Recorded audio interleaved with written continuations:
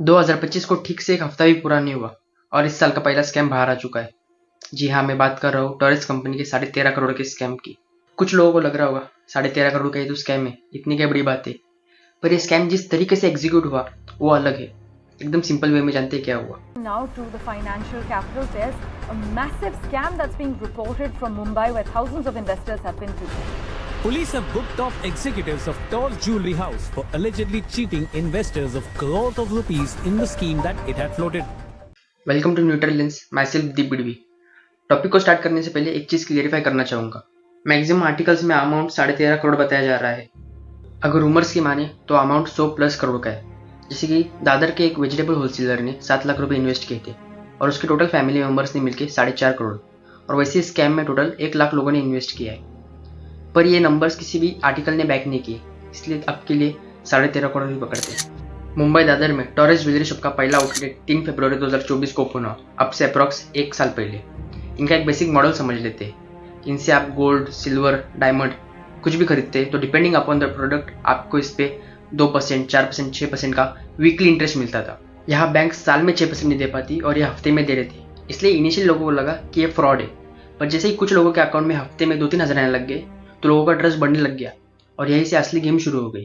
Sir मैं actually company तो चालू हुआ था फरवरी में, 3 फरवरी को, पर मैं यहाँ पे 21 जून से जुड़ा हूँ कंपनी में। 21 जून को मैंने फ़र्स्ट पेमेंट किया था 6,70,000 का। उसके बाद कंपनी को देखा कि कंपनी हमको पेमेंट रिफ़ंड कर रही है वीकली, तो मैंने मेरी वाइफ के नाम पे, फिर फैमिली में बहुत सारे मेम्बर हैं उनके नाम पे, फिर हमारा ये बिज़नेस है पीके वेजिटेबल करके दादर में, जो पिछले 6 साल से दादर में है। तो इसके ऊपर हमने अनसिक्योर लोन भी ले लिया था क्योंकि कंपनी इतना रिटर्न दे रही थी, तो ये हुआ कि अपनी दुकान के सामने है, कंपनी भागेगी नहीं दादर में, और कंपनी के ब्रांचेस भी ओपन हो रहे थे बहुत सारे। तो ये सब ट्रस्ट था कंपनी का कि कंपनी बहुत दिन चलेगी या 1 साल 2 साल मिनिमम चलेगी, क्योंकि नए नए ब्रांच चालू कर रहे थे। इसके ऊपर हमने भी मतलब ये ट्रस्ट पे लोन ले लिया था अपनी कंपनी के, इस पे 1.5 से 2.25 करोड़ का मैंने कंपनी के नाम पे लोन ले लिया है। कुछ टाइम बाद मुंबई में और 5 आउटलेट्स ओपन हुए, पर लोगों को और अट्रैक्ट करने के लिए शॉप्स ने लकी ड्रॉ में आईफोन्स, कार्स, यहाँ तक कि फ्लैट्स भी गिफ्ट कर दिए। ऐसे ही ऑफर्स की वजह से बहुत लोग ज्वाइन हो रहे थे और इन्वेस्ट कर रहे थे।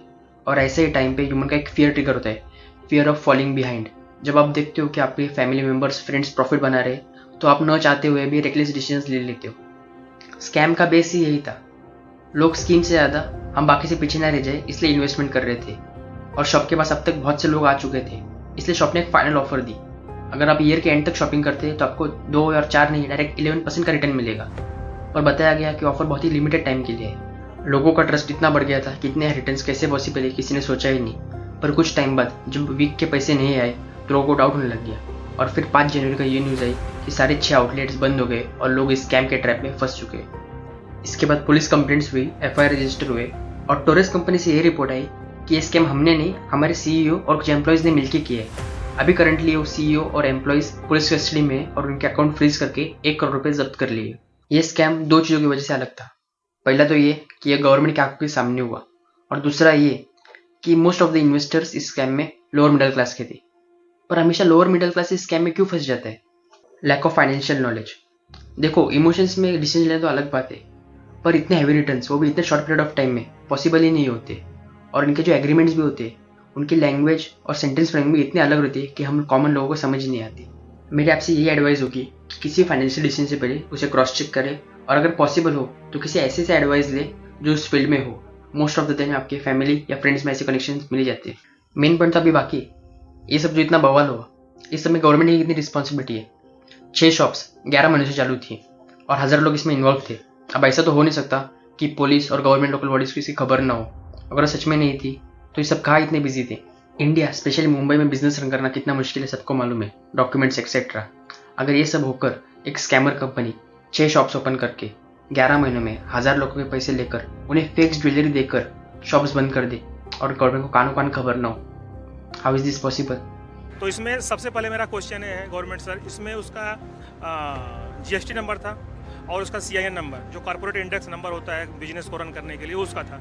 इससे ट्रस्ट हुआ और मैं यहाँ पे विजिट किया, देखा तो बहुत से लोग थे।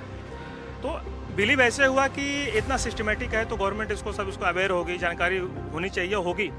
तो सर मेरा ये रिक्वेस्ट है गवर्नमेंट से कि जो इसमें सबसे गरीब लोग हैं, सब पैसा अपना घर बेच के, अपना ज्वेलरी बेच के, अपना रूम बेच के जमा किए हैं, सबका पैसा एटलीस्ट जो उनका जमा है, मतलब जो उनका पैसा जमा किए हैं, इंटरेस्ट मत दो, फ़ायदा मत दो, वो पैसा रिटर्न करना चाहिए सर। अदरवाइज कोई गवर्नमेंट ऊपर ट्रस्ट कैसे करेगा सर? बहुत ही इनजस्टिस और बहुत गलत है सर। अगर ऐसा मतलब नहीं हुआ तो पैसा मिलना ही चाहिए सबको। लोकल गवर्नमेंट ऑफिशियल्स और पुलिस को एटलीस्ट इनिशियल डेज में इन्वेस्टिगेशन करनी चाहिए ये सब क्या चल रहा है। ऐसे इंसिडेंट्स ही स्कैमर्स को और मोटिवेट करती है। आई होप इस केस में ज़्यादा टाइम वेस्ट ना हो और जल्द से जल्द जिन लोगों के पैसे गए उन्हें अपने मेहनत के पैसे मिल जाए। एंड मोस्ट इंपॉर्टेंट, ये सारा स्कैम इतने स्मूथली कैसे कैरी आउट हुआ, इस पर भी इन्वेस्टिगेशन होनी चाहिए। अगर आपको पूरा स्कैम समझ में आ गया हो तो कमेंट्स में अपने व्यूज शेयर करें। Subscribe to neutral lens, don't forget to like. See you in the next video.